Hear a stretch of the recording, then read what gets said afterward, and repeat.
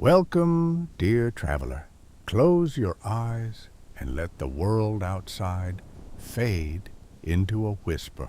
Imagine a time when the moon was the only guide through the vast, untamed forests of ancient Ireland. In the heart of the kingdom of Dunwick, there lived a knight of unparalleled honor, Sir Cedric. His life was a tapestry of simple joys.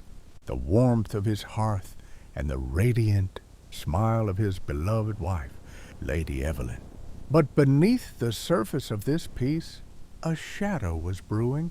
Lord Byron, the master of the watch, harbored a cold, envious desire for Evelyn.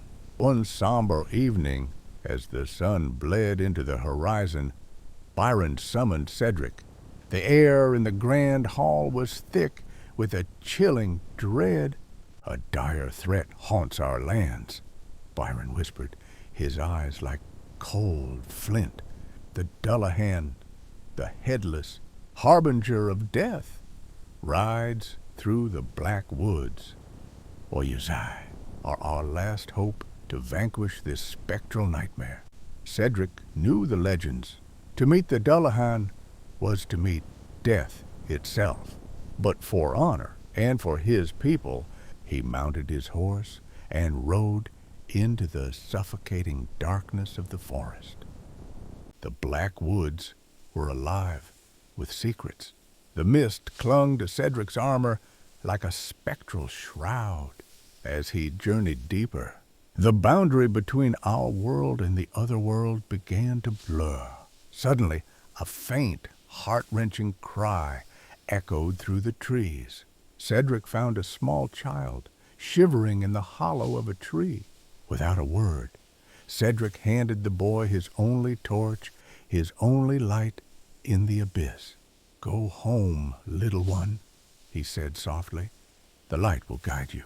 Now, standing in total darkness, a soft glow appeared near his feet. A fox lay injured, its leg trapped beneath a silver branch. Most men would have passed it by, but Cedric knelt. He tore a strip of his own tunic to bind the wound. In that moment, the fox's eyes shimmered with a divine light. It wasn't a mere animal, but a spirit of the forest. The fox led him to a hidden glade where a magical spring thrummed with ancient power. A faceless voice, beautiful and terrible, spoke, "For the kindness you have shown, the forest returns tenfold." Cedric dipped his sword into the glowing water, and the steel ignited with a holy, golden radiance, a light capable of piercing the darkest curse. It was All Hallows' Eve. The air turned ice cold, and the forest went deathly silent. Then came the sound, a rhythmic, heavy thud of hooves that shook the very earth. Out of the mist emerged the Dullahan, a terrifying figure draped in shadows, holding its own severed head high.